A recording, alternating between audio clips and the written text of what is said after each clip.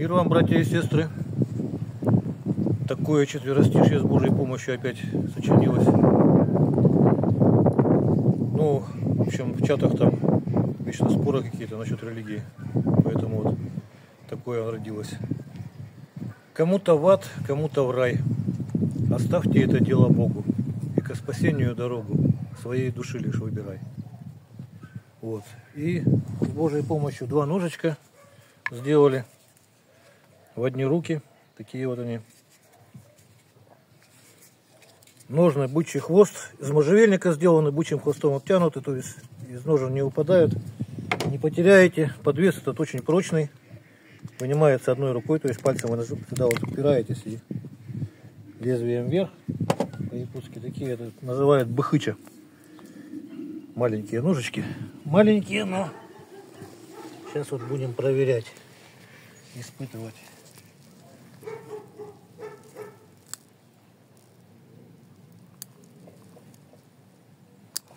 Вес 85 килограмм. Когда последний раз взвешивался, сейчас не знаю, даже поправился, наверное. В общем, всем весом. Все, да? Так, один. Грязно на улице. Ладно, я его протру сейчас быстро. Второй сразу.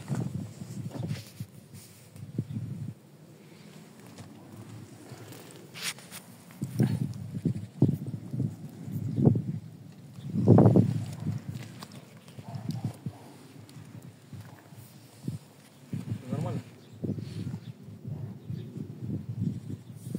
Все, давай.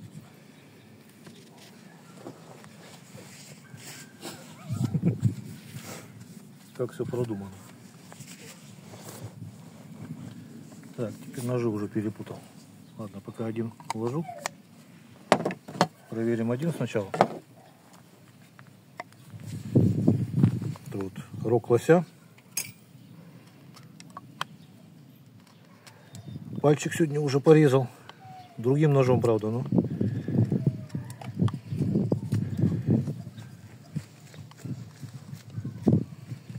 Кончик тоже режет.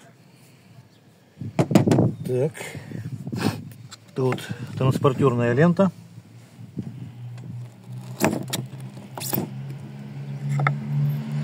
Теперь дерево.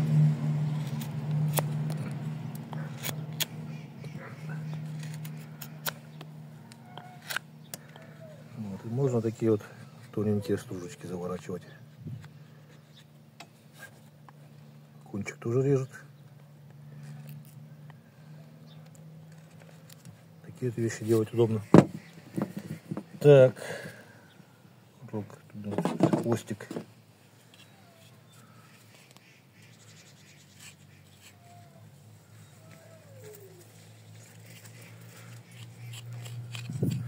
Хвостик уже такой задеревенел немножко. Ну, вот так вот побрить можно. Ну и кожа вот эта вот сухая уже. Покажу сейчас тоже.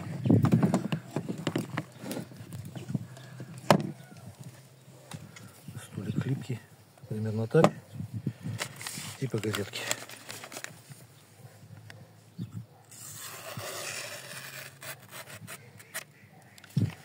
Примерно так. Ножные можжевельники, уже говорил, да, клинок всегда стерильный, всегда приятно пахнет. Так вот расставляется, держится плотно. Тут продув, вентиляция клиночка, вода стекает. И про подвес хотел немножко рассказать. То есть, если такие подвесы никто не делает, по крайней мере, я не видел. Говорят, что кто-то делает вроде даже. Да, ну, не знаю, такие вот обычно делают из конского хвоста, а здесь вот кожа. Причем кожа не просто ремешок с узлами, а цельное кожаное кольцо. Оно прочное такое очень получается. И вот если надо его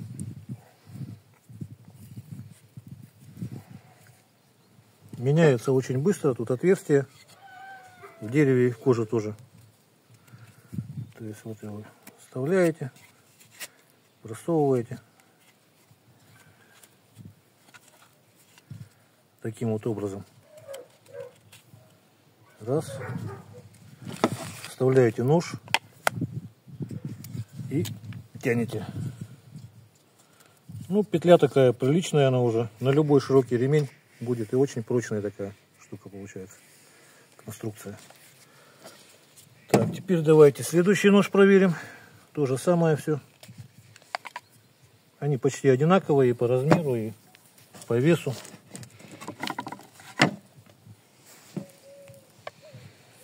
Вот люди заказывают не только для себя, но и для друзей.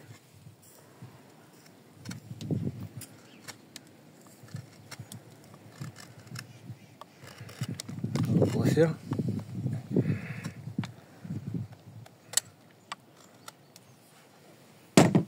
До самого кончика. Транспортерная лента.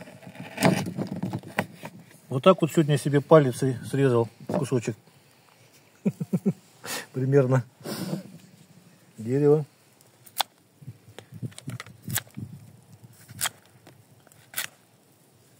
Примерно так. Карандаши строгать удобно будет. Так. Дерево. Хвостик. Вот так вот волосы режет.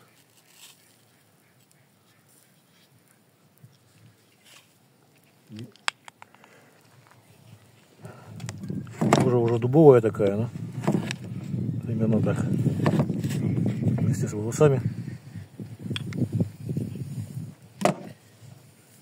И по газеточке проверим.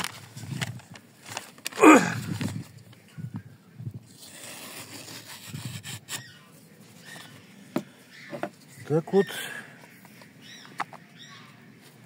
до щелчка.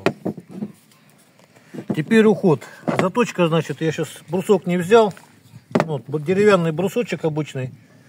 Я сейчас пока возьму этот, к примеру. На него наждачку накладываете и по плоскости вот так вот ставите, правите. Когда, значит, вообще ничего нету, но есть второй якутский нож, можно вот так вот нож об нож править. По плоскости никаких углов удерживать не надо. Вот. А с обратной стороны подводите об кожу, можно даже об ножны или ремень, например, взять большой и об него вот так вот, как лезвие, ой, как это, как опасную бритву. Вот, примерно так. И, значит, продается у меня смазочка такая. Так. Аналог баллистола, только намного дешевле. Если надо, обращайтесь. Оружие можно смазывать, обувь.